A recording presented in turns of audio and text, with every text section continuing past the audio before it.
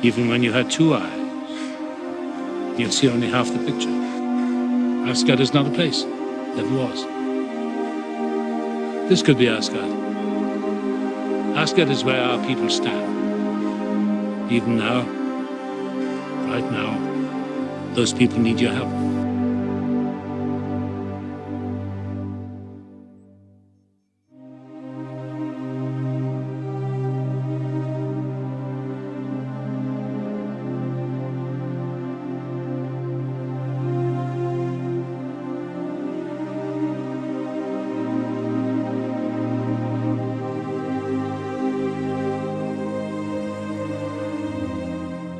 Today we're going to talk about the Declaration of Arbroath, which is a Scottish Declaration of Independence. It was made in 1320. It is in the form of a letter and it is wrote in Latin. It was submitted to John Pope the 22nd.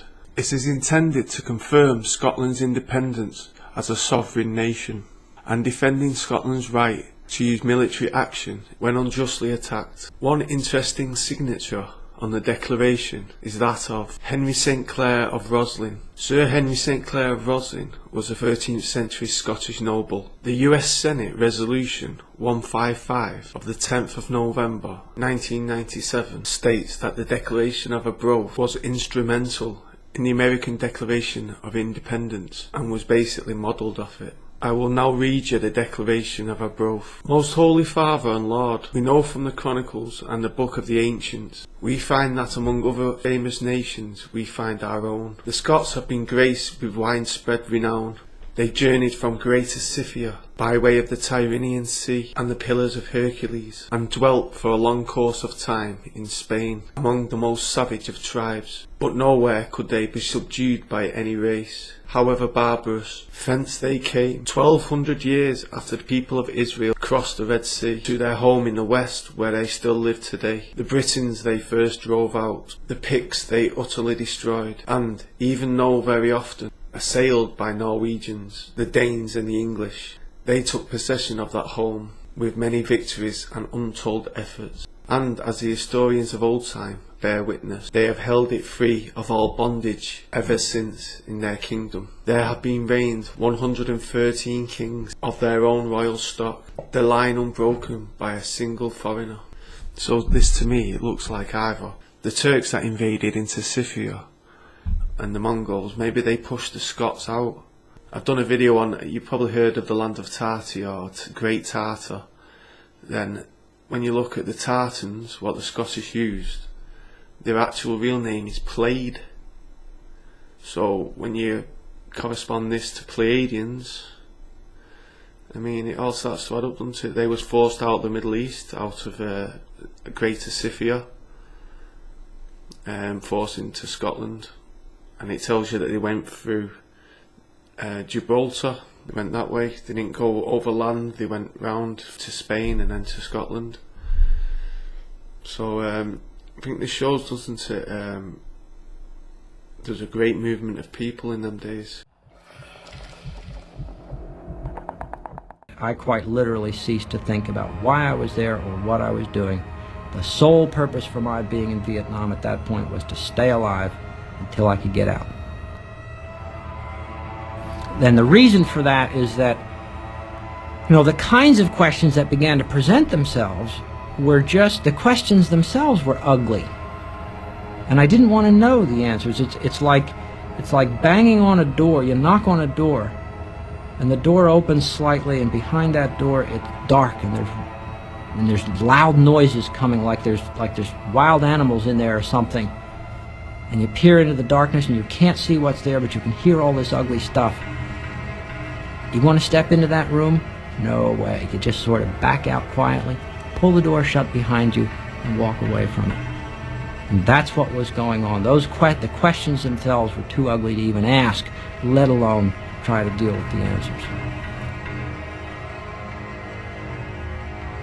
It became obvious that the enemy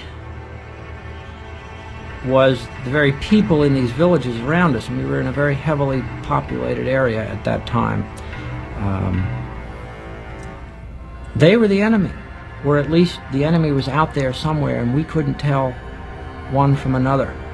And day after day, our patrols went out, and we ran into snipers and mines, and snipers and mines, and snipers and mines. I saw 4 armed enemy soldiers the first 8 months I was in Vietnam.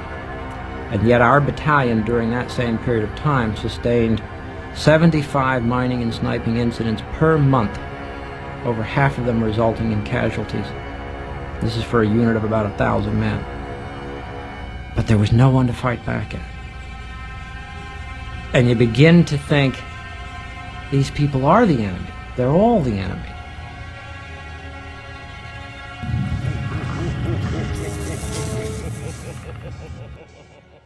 Before we start this video, I'd just like to explain, basically when Hyksos was invading Egypt and he was pushing south to defeat the rest of the Anunnaki, or the Egyptian pharaohs, whatever you want to call them, they got so far and they was about to defeat the last of the Egyptians, and all of a sudden in the Aegean there was a devastation unlike any before. And I mean, the coincidence of that happening at the same time as all this these battles were going on, with the Hebiru in the Amarna tablets, the Hyksos in Greek mythology, and the Pleiadians.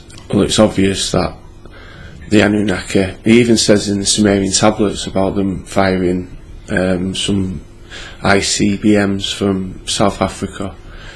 And in Ragnarok it talks from Surtur coming from the south, carrying a sword of flames. And so yeah, you can work out really by listening to all the stories that this was a nuclear weapon used.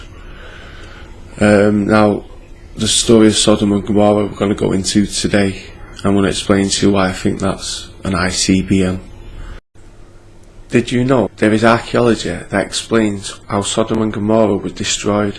For many, the story of the destruction of Sodom and Gomorrah seems a little too mythical to accept. However, there is also convincing evidence that the city and the plains were destroyed through an airburst event. This event was similar to the one which happened in Russia early in February 2013.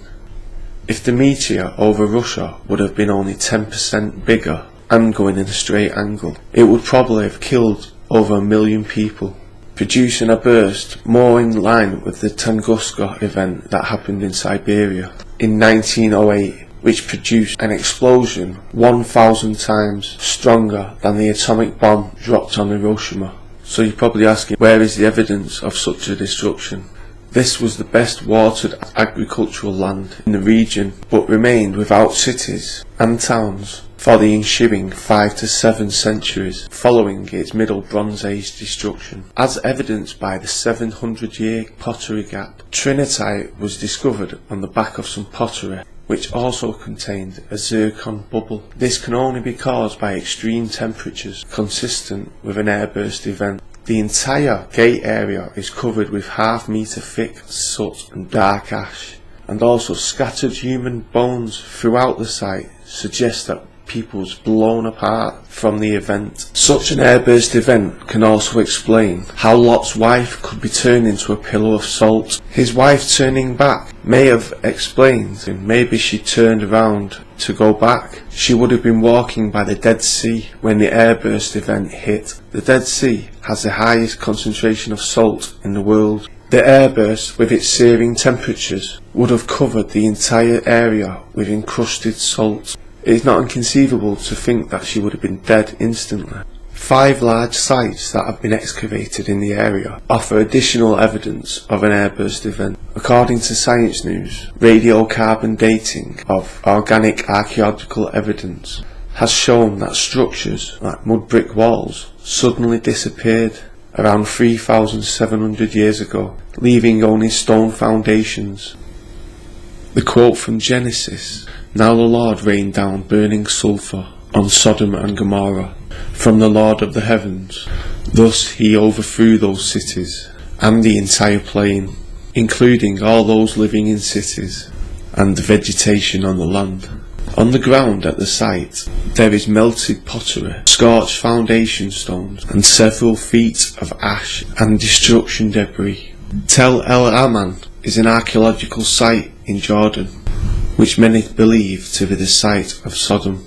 Based on studies by atomic energy researcher Samuel Gladstone, the author writes that an airburst event of 10 megatons over the northwest corner of the Dead Sea would be sufficient to produce the physical damage seen over 10 kilometers away at Tel Hamaman. The Bible clearly states that fire and sulphur rained down from the Lord out of the heavens, not upward from a volcano. As the sun rose, burning sulphur rained down on Sodom and Gomorrah. The fire was so great that it destroyed the people, the houses, and even the plants. As the sun rose higher, Abraham woke up to look down upon Sodom and Gomorrah. He saw the smoke rising from the cities. He knew that the Lord had saved him and his brother Lot from the destruction.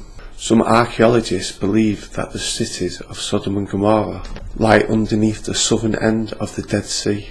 Archaeologists have found evidence of settlements there, but no proof yet of what settlements they are. Hellenistic religion is any of the various systems of beliefs and practices of the people who lived under the influence of ancient Greek culture during the Hellenistic period, around 300 BC. The Greek gods continued to be worshipped, and the same rites were practiced as before.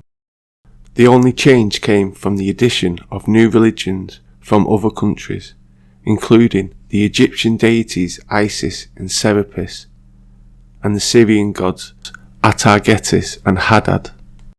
Magic was practiced widely, and this too was a continuation from earlier times.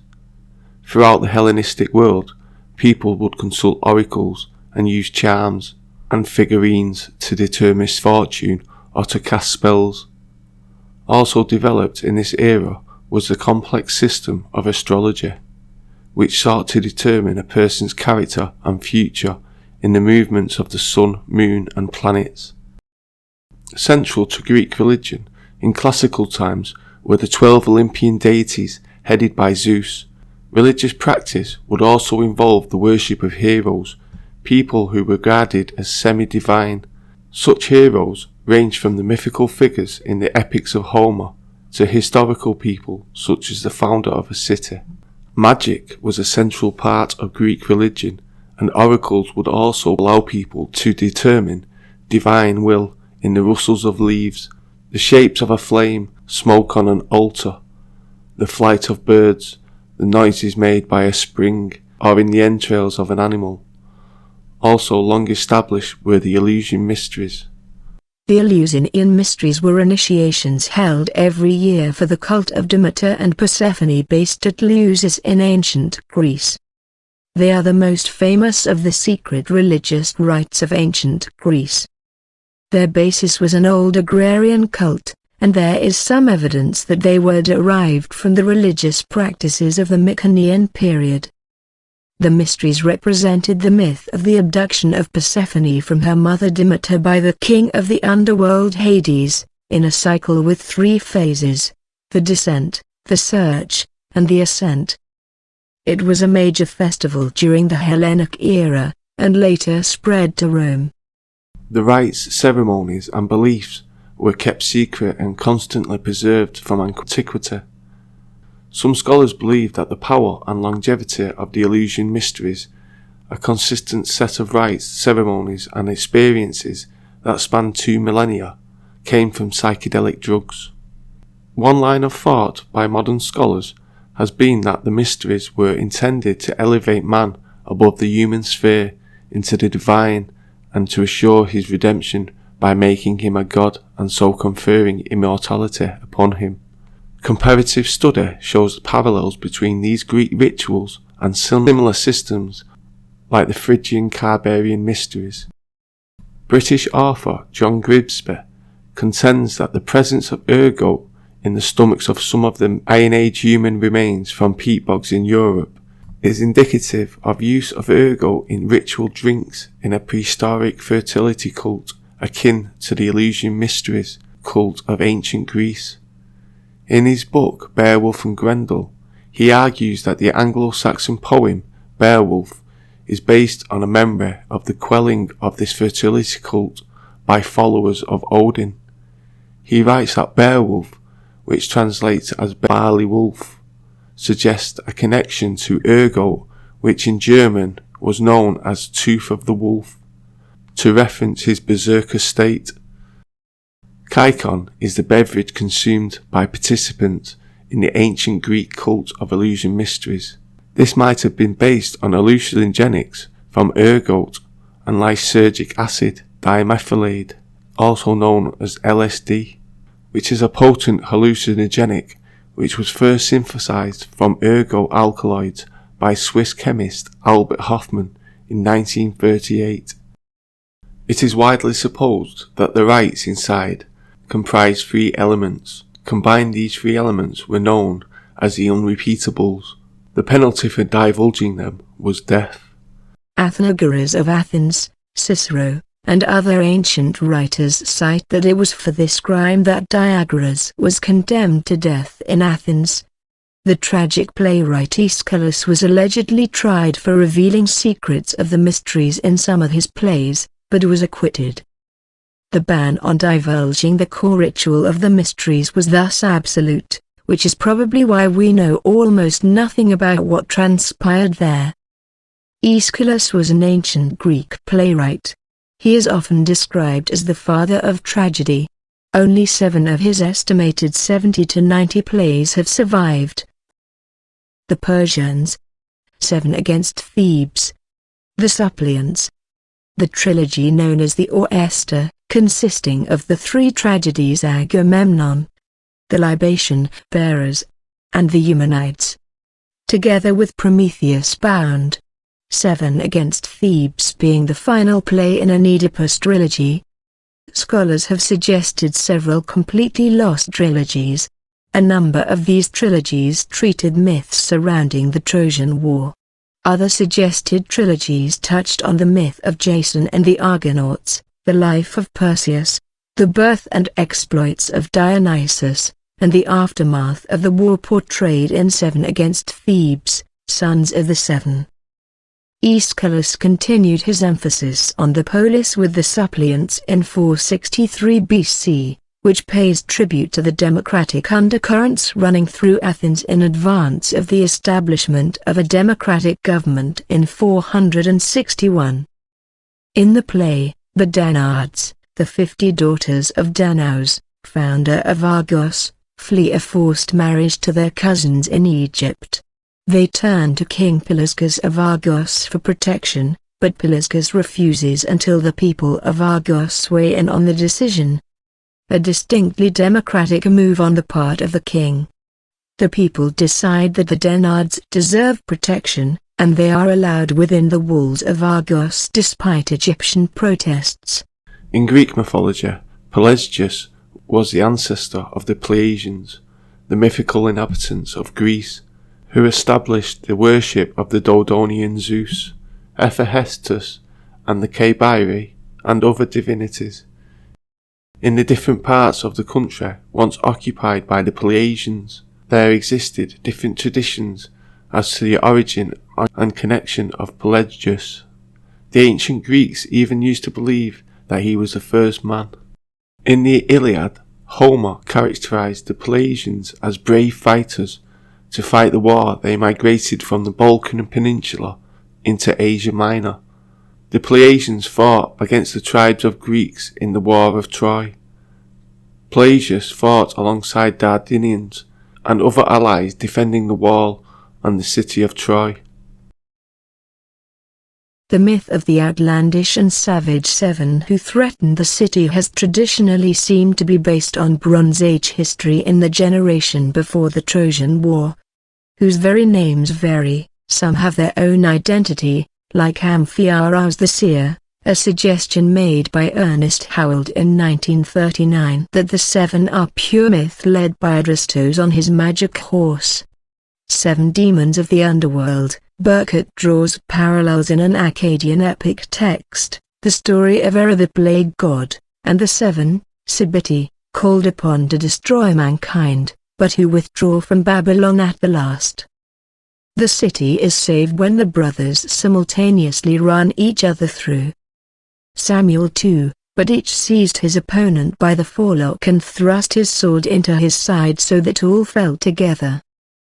The mythic theme passed into Etruscan culture. A 5th century bronze mirrorback is inscribed with Polynices and Eteocles running at one another with drawn swords. The Egyptian religion which follows Isis was the most famous of the new religions. The religion was brought to Greece by Egyptian priests, initially for the small Egyptian communities in the port cities of the Greek world.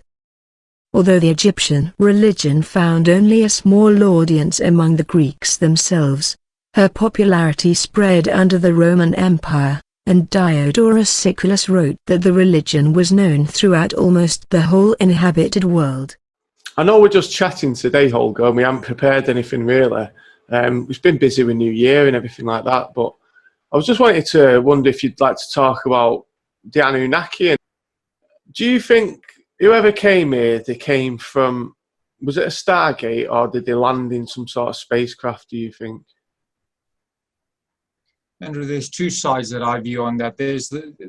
It depends which approach people want to use, whether you want to use a flat earth system or globe system, and they both tie up. As I've said, there's values in both of them. But yes, it's the Stargate system. I like to go with a Stargate system. That's the other, or the wormhole, or the Stargate that you're talking about. So no, it is correct what you're saying, going through that avenue. So you recognise someone did come here in about 200 BC, about that time, and cause a lot of trouble, and maybe there was a nuclear war about that time as well?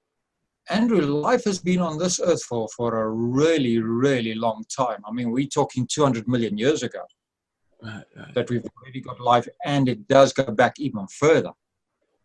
Yeah. So, yeah, these recent wars you're talking about, do you know anything about the mud flood? No, but a lot of people have commented on that mud flood. Can you explain that? I don't know what it is. The mud flood basically is a reset of human civilization. We assume that the human has been here. We know he's been here for 6,000 years, but there's resets within our culture, our species, whatever you want to call it, on a regular basis. Right. And the mud flood, basically what happened is they used technology to liquefy the soil, liquefy the earth. And you'll see buildings have sunk down, and it was a way of resetting civilization so that we could get rid of the older generation or the adults and forget the information from the past. So it was a reset to help us forget. Who did that? Was that the Anunnaki?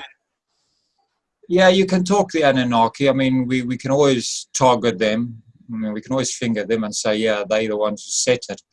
But I don't believe it's also negative where they're just against our species. I believe it is for a reason. I believe it has positive points why it is done. So I don't believe everything is just like this really bad news story. And the last mud flood occurred about 180 years ago, where it reset everything. And you can go look at this on the internet and just go and do a bit of research. It's logical what they're saying, and it's nice what they're saying, to go and have a look. Okay, what's happening? What actually went on as recent as 180 years ago? Now, people ask me why there was fighting these groups of aliens, if you like, and why they came to Earth, why they were still fighting. I mean, this goes back thousands and thousands of years, doesn't it? I mean, I can't explain why they're fighting. Do you understand why they're fighting? Infighting in different species. Remember when we talk of the Bible, let's just go to the Bible. When we talk of our Creator in the Bible is called Elohim. Elohim, in actual fact, is a plural. It's not a singular word. So it means creators, not creator, not singular. Elohim is actually a group of people. And then they had their infighting, where obviously, as with any group, you'll always get some people who want more of their agenda pushed across and less of the other. So it's just a natural thing worldwide. look at one of the last videos where I talked about the Anunnaki and the Pleiadians with that positive and negative to create this duality. Now, a duality is going to have a push me and a pull me effect the whole time. That you can call a war on a much deeper level.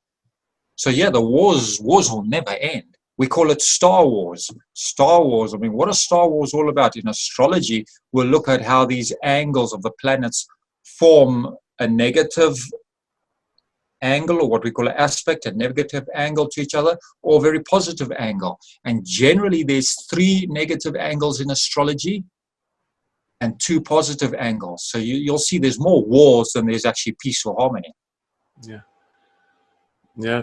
I think Britain's been at continuous war for the last 1,000 years, I think. So would you say the Anunnaki are in control now? Like, basically, any wars that are now are just infighting between the Anunnaki. The Pleiadians seem to have disappeared, don't they? No, the Pleiadians. No, the Pleiadians are here, but there's not just the Pleiadians themselves. There's a group behind the Pleiadians that date even further back than the Pleiadians. They come from Lyra.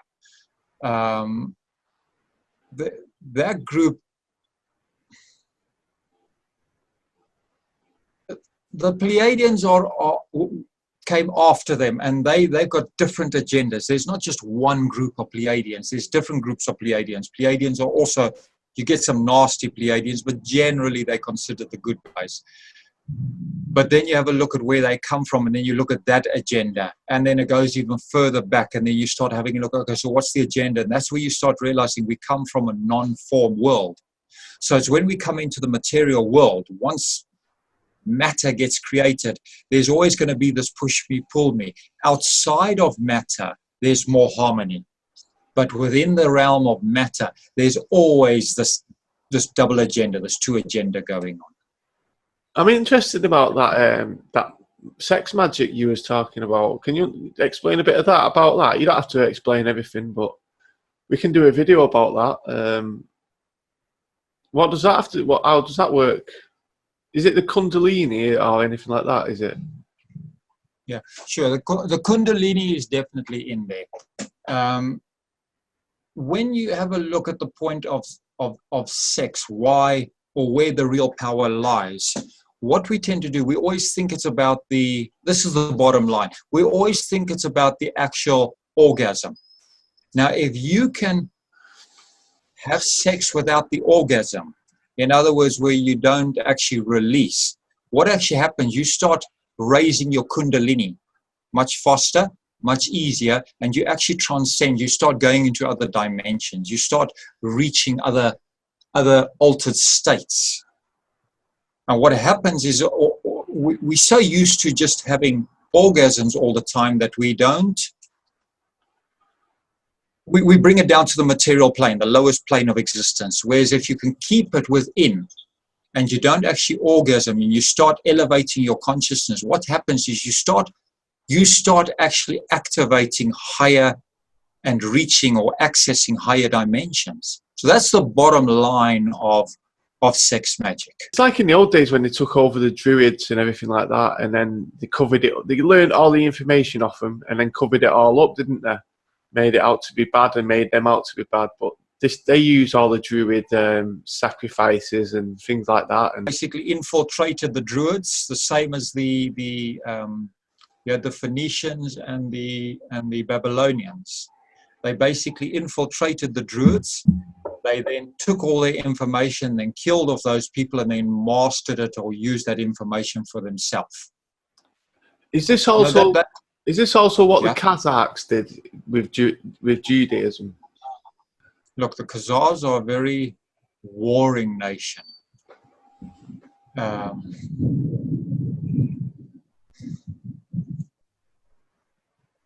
When you have a look at what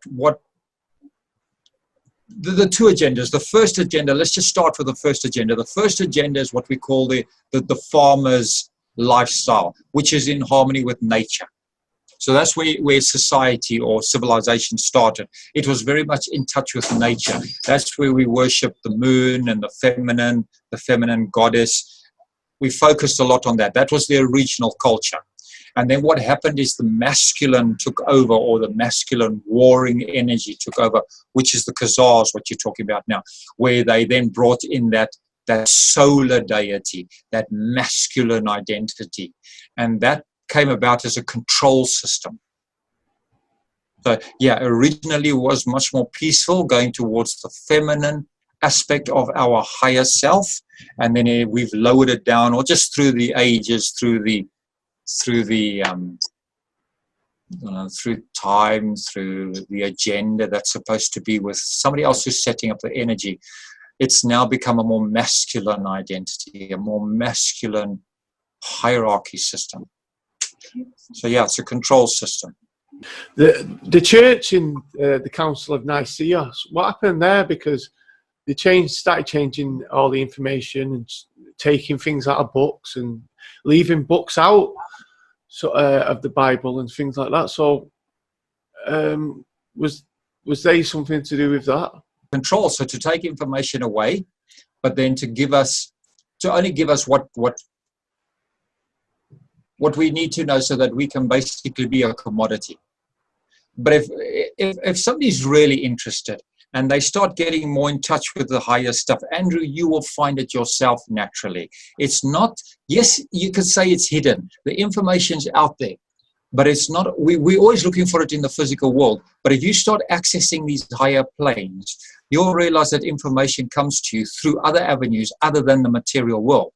And that's how we can actually reclaim or find that information again. Do you believe in these barriers, what you find, these invisible barriers? Like, I did a video about in Romania how they found like a cavern in a mountain. And obviously I can't speak the language, so I don't know exactly what they're saying, but it seems legit, because there's people, there's scientists there getting interviewed, and there's people on TV, on their national TV channels. And then you hear about this invisible barrier, what they can't get across, can't get through. I mean, you hear the same about the Baltic Sea anomaly, about every time they get over it with camera stuff or diving equipment, everything seems to stop working. So what is it, some sort of self-defense mechanism, what they've got built into them, or what's that technology that causes that? Yeah, that's all to do again with EMF, same as the gravity principle. Andrew, you use crystals. Those use crystals. Crystal energy is used a lot in that magnetic EMF, electromagnetic frequencies. So there's a lot to do, and EMF requires crystals as well. EMF is not just simply a magnet and a coil. It also has to do with crystals. You need the combination of the different things in order to generate that force, because you need different dimensions of or sources of power, of magnetism, of electricity. You need different things to create an interdimensional. So I think I understand what you mean. Yeah, I understand. So like, basically you have to turn your body into a resonator, if you like. So say like you've got a radio and you didn't have an aerial on it, and you just had it sat there, it wouldn't do anything, would it?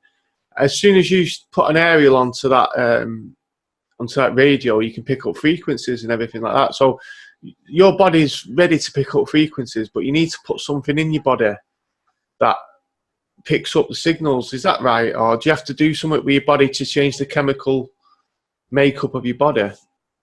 There's two approaches. There's the physical approach, and then there's the psychological or mental approach. It comes down to the blood. Everybody's involved with the blood. Everybody's interested in the blood. The blood is our EMF. Mm-hmm. If you have a look what's actually going on with our blood is made up of 4 different parts. And when you have a look how the blood actually works in these different ratios, the idea is to balance all the different parts of the blood, all 4 of them, to try and get them as close to equal. So by nature, we're born where we have more plasma or we have more white blood cells. So you want to get an equal ratio of all of these. So you want to get your plasma right, you want to get your red blood cells right, you want to get your white blood cells right, and then you want to get your platelets right. When you harmonize those, you then activate your own DNA, you activate your own EMF. So it's done all through the blood. That's why all these blood, everything is blood. You'll see a lot of these philosophies and these mystery schools and these weird guys. It's always blood. Well, Hitler people don't realize with blood, wasn't it? Hitler. That's all his deal was searching for different blood types. You can adjust or change your blood by Hippocrates. Hippocrates actually wrote the whole thing on the blood. We've used this for now thousands of years, and he's actually written how the blood divided into these 4 different parts. If you can harmonize them, you will actually, those are what you're talking about, to reach EMF, to reach an altered state, to elevate your DNA, to change your consciousness. So you can approach it from a psychological way, where you actually start developing different, you don't become schizophrenic, but you start taking on or bringing in aspects of yourself, personality traits that you don't realize that you are, to harmonize it. So we want to balance out these 4 different personality types. Hippocrates called them the 4 humors. So that's the one approach. That's from a psychological approach, if you want to do that, mental approach. The other way is to also then do it through the physical food. So if you realize that certain parts of the blood require more of certain vitamins and minerals, you can then, where you've got a lack, you can then up those minerals in your body to also bring your blood back into balance. And nobody's born with a perfect balance of blood. We all have different ratios. But the thing is to try and get it as close to normal, and then, Andrew, the magic starts happening. Something I've always wanted to understand as well, the people who control the earth, are they taking their orders from someone from a different... Yes. So when they go through Stargates, are they going through to get their orders and whatever, and then come back and follow out whatever they was told? Yes, orders is one, but they're also going to go and get knowledge, because the Anunnaki are not in control. The elite are not in control of this planet, and a lot of us are like always blaming the elite and pointing fingers at the elite. The elite are not actually in control. They are also subject to the, as you say, the Anunnaki, the Pleiadians, or those other world species, civilizations. Now, what happens is that the elite has to put certain systems in place through economy, through the monetary system. They have to put certain systems in place so that energy, if we look at it all on an energy level, what happens is those other worlds need to have Earth run at a particular or in a certain direction. And for that to come about, we have the elite, and then the deeper worlds have to put in certain systems. So they will feed the elite the systems, who in turn impose it on us, so that the entire energy of this planet can move in a certain direction, so it doesn't lag behind. So it becomes easier, not as dramatic and not as vile and as nasty, when you realize that it's just running to plan. I see that. Do you know what the person at the top of the pyramid's called? What do we call him? Is he human? Is he from somewhere else? I've heard him called Pindar before. Is that the person who controls everything? Pindar, yeah. You want to go to what they call source. So, whatever people call source in their different philosophies, in their different languages, the Bible even talks of as chaos. Chaos does not mean like we understand in English, where it's just a riot, a mess. That's not at all what chaos means. That's the wrong English translation of chaos. So chaos is your source. Chaos is actually the origin or the source of everything. Why it's called chaos is, if you can imagine, in your computer, let's take a computer. We're all we're using computers right now with us. Computer has all the possibilities inside that hard drive, inside the chips. It's got all the possibilities. Now, if you try to define the possibilities of what your computer could do, you just have a look and everything's in there. Now, we could call that chaos because it's in all different places, but it's not chaos. There is order in it. Depends what you want to extract. You can extract anything you want. So that's the chaos or the void or the non-form, where nothing exists. So it's on a non-physical level.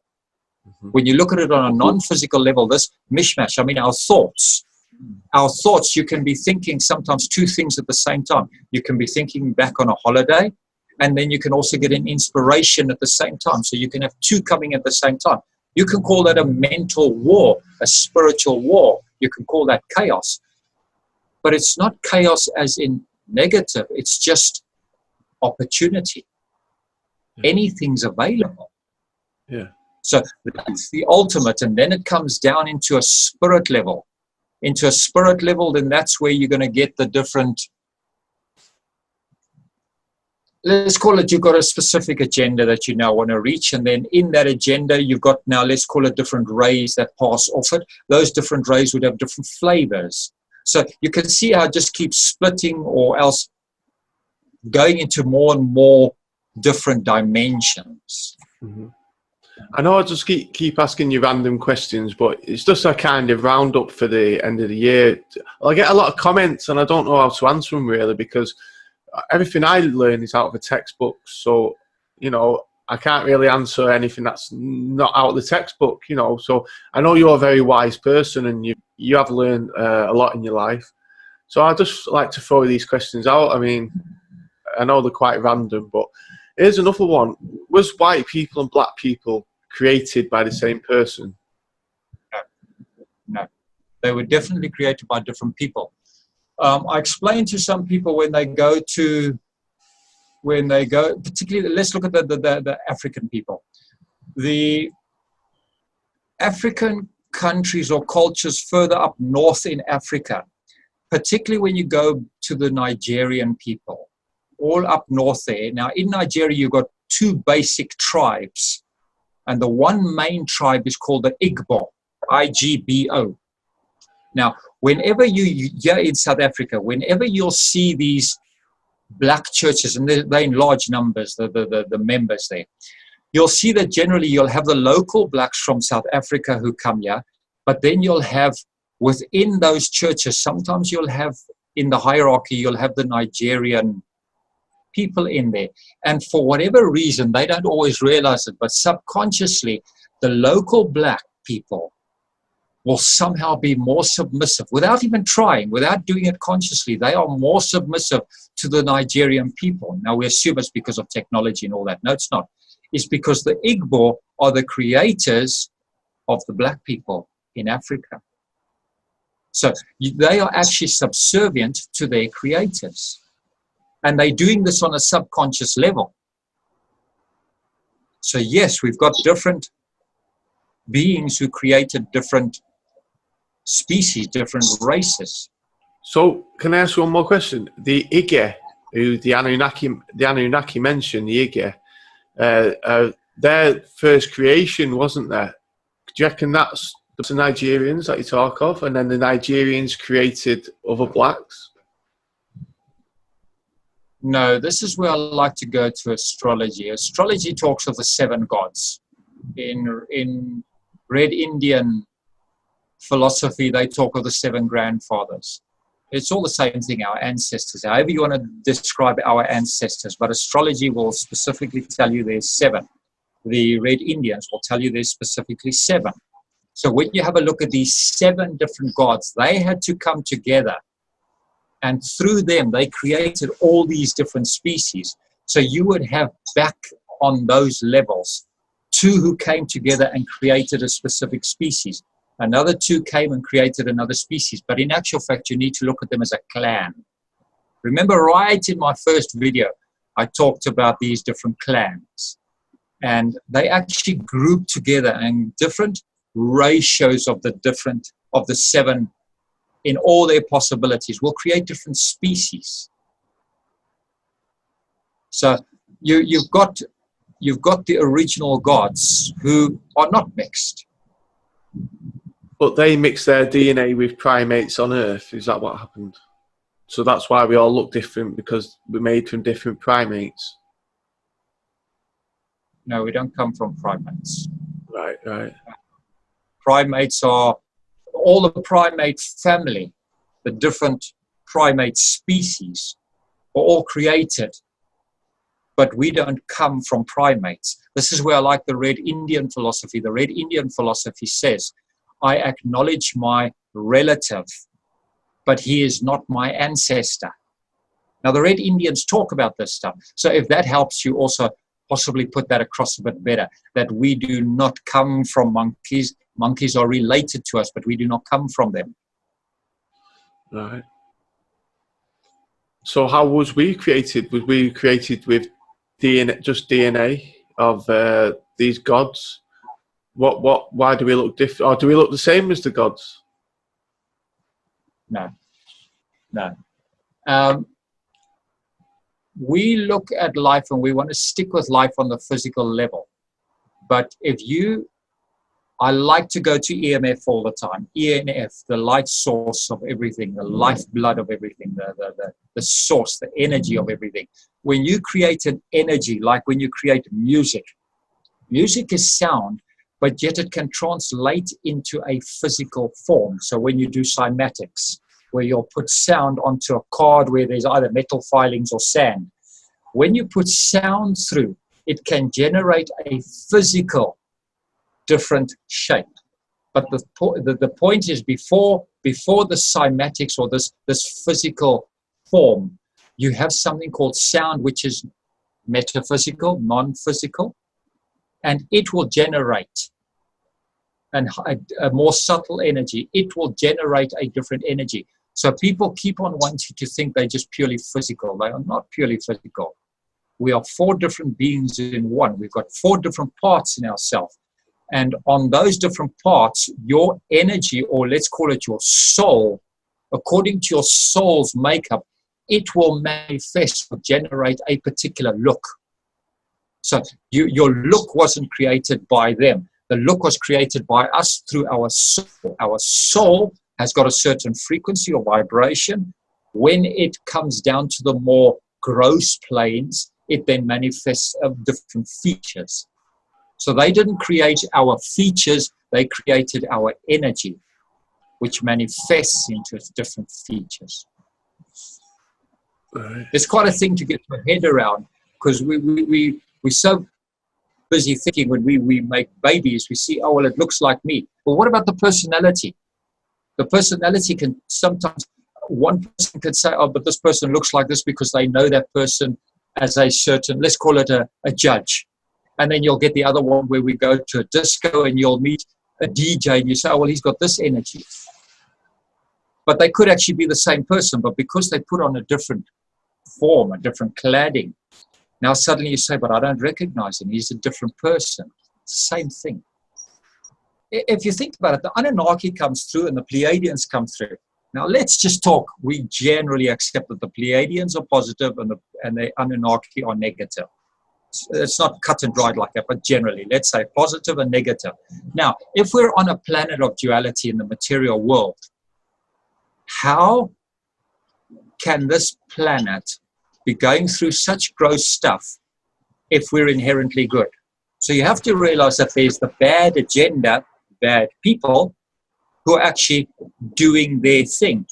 And this is where it gets very interesting. We assume the bad people are not going to elevate themselves. I don't know who said that. I don't know where that idea comes from. If we all come from source, we all come from the origin, we all come from the same place, and then it splits itself into good and evil. So you'll get unity up the top. It splits itself into positive and negative, right and wrong, good and bad, day and night, hot and cold. Maybe you want to look at a black and white, whatever. The agendas have to be pushed for each one. They have to push their separate agendas. So you can't be a good person and you're going to control the bad people, and you can't be a bad person, you're going to control the good people. We've got the mishmash. So you've got the people who are born into the Anunnaki side who are going to push their agenda. But without that push me, pull me, we'd become static. The world, the universe would become static. And once something's static, it just dies or falls into itself. So we've got this continual push me, pull me, this continual war between the two sides. So no, you get people who are born, inherently born evil. But it seems to me like they inherently feel like they own us. Like this is the way they get through all the evil ways of what they do. They believe that they own us and they can do whatever they want with us, if you like. Because if you create something, if you copyright something or anything like that, even if it's a rare poodle or something, you still own it. You know, if you bred that. And I think in a way this is what it's all down to. Even if you look in the religions and it tells you that we own them, and a pregnant non-believer is no better than a dog and stuff like that. So I do think even if you read the religions and everything, they're telling them that they own us and basically to do what they want with us. So unless you stop that sort of teaching, that you can't own a human, then this is where slavery comes from. I mean, the British Empire outlawed slavery, did a lot to stop it, and then 4 years after, communism rose up and started. So they find a way around it, and then just name it something else, and it seems like it's never going to end. Slavery has never stopped. If you have a look at, you go to work, do you have a choice? I mean, you must work for the boss. You must do his agenda. You must work exactly what they want. You must work the hours that they want.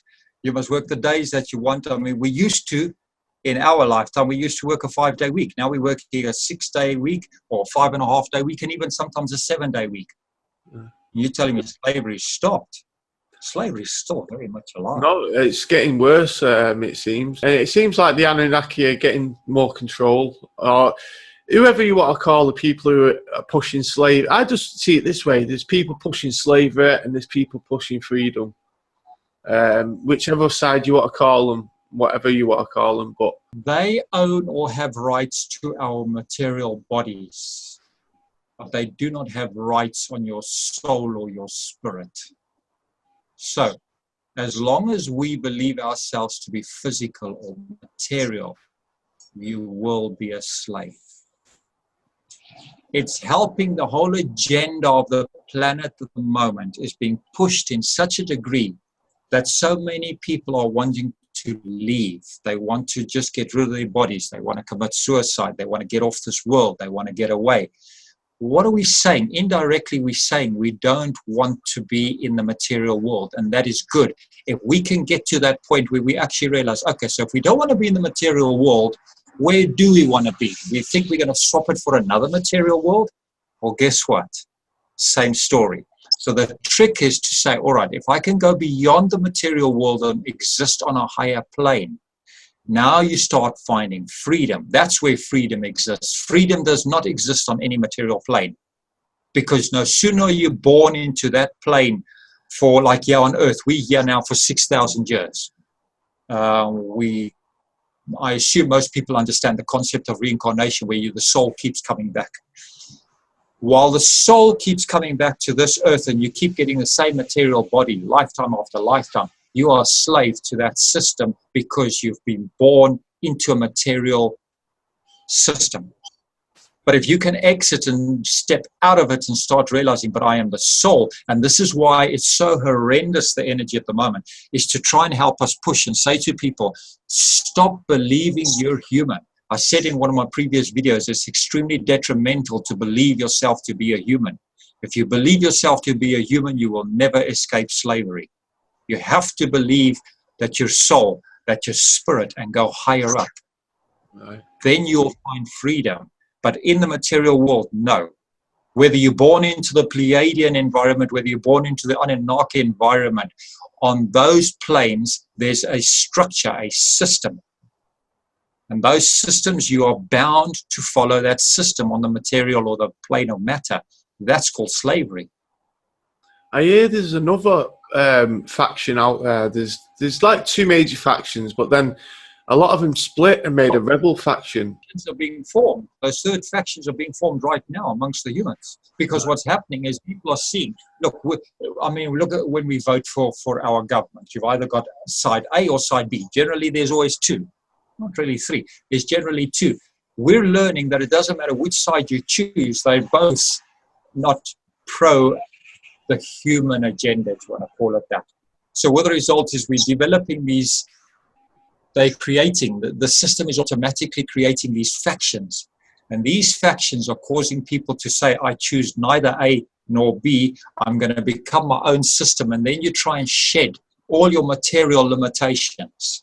Once you shed your material limitations, what's actually happening, you're elevating yourself in consciousness, in mind, and you're actually going to a higher plane. So yes, the function of a faction is to raise your consciousness. Yes. Do you know you hear about the Admiralty law, don't you? That they own us through the Admiralty law. Have you heard of that? Something to do with the sea, or something to do with the navy. Yes.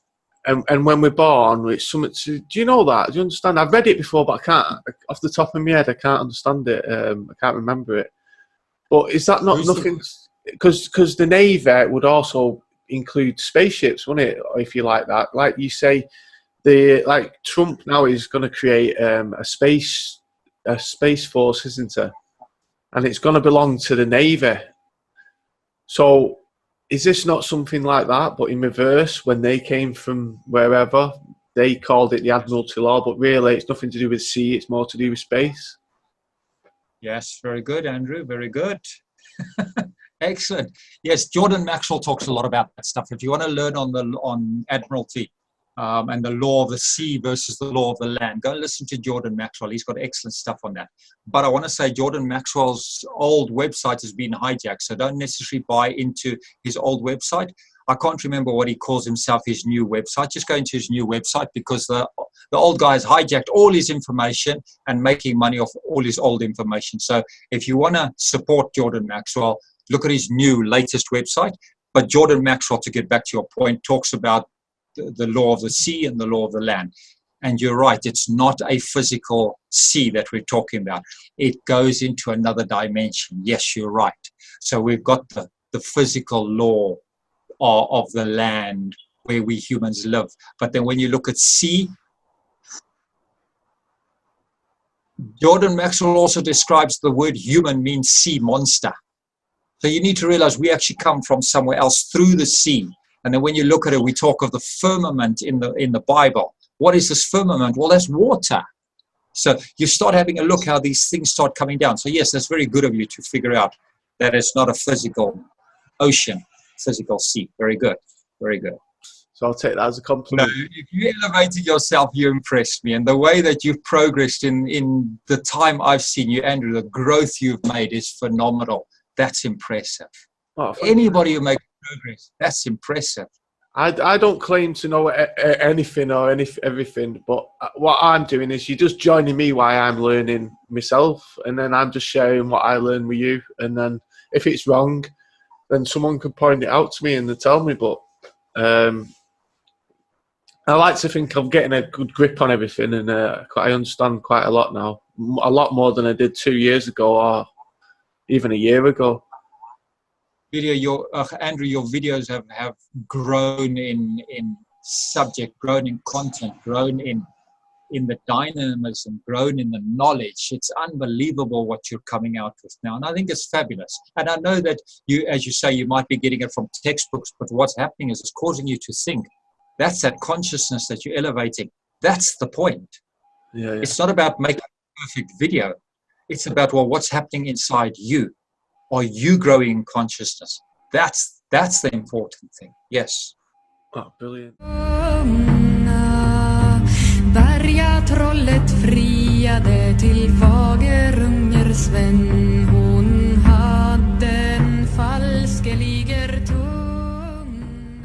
I think we can all agree that the government are hiding secret technology from us, like radar in World War II.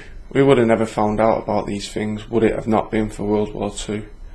So how many more things? I find it fascinating. How many more things are there that we don't know about? Secret technologies. from countries that have never been to war. So yeah, it amazes me that how far ahead are they? Because what I'm going to talk about today, the Viking Oowk swords, I mean, they're 800 years in advance. So is that what today's military is like? Are they 800 years in advance of us, of civilians? So there still remains a lot to learn about the Vikings and how they were so advanced in sword making. The Oowk swords have puzzled archaeologists for a long time. About 170 of these swords have been found, and the dating on them is 800 AD to 1000. The mystery surrounding the blades of the swords is how pure they are compared to the rest of Europe, which was producing swords that were brittle and soft. The Vikings have somehow come up with the Oowk sword, which contained almost no impurities and compares to modern steel. The blades contain 3 times as much carbon than other medieval swords. It is also unknown where the material would have come from to make these swords, since steel production in Europe didn't start until 800 years later. Only strong but flexible at the same time, as well as lightweight. It was thought before these swords were found that the ability to make such swords was only possible during the Industrial Revolution. Even the sword's inscription is a mystery, as no one knows what it means.